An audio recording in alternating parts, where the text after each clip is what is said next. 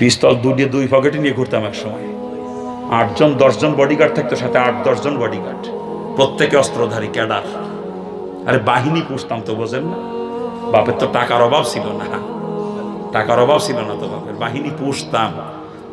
মানুষ আমার রানা মাস্তান করেছিল তো, জাতীয় পত্রিকার হেডলাইনে কয়েকবার আমার নাম বেরোছে, এত বড় ক্যাডার ছিলাম আমি, এত বড় ক্যাডার। মানুষ যদি খালি শুনতো যে রানা মাস্তান আসতেছে, কিডা কোন দিক সরে যাবে রাস্তা ছেড়ে দিশে পাইতো না, এত বড় ক্যাডার ছিলাম আমি। জাহান্নামের কীট ছিলাম। কোনো মানুষ ভালোবাসতো না, ঘৃণা করতো, ভয় পাইতো, ভালোবাসতো না কেউ কোনোদিন, ভালোবাসি কাছে আসে না।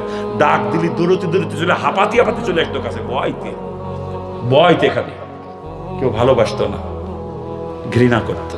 জাহান্নামের কীট ছিলাম। আমার আল্লাহ আমারে বাঁচাইছে, আর আল্লাহ আমার জাহান্নামে বাঁচাইছে।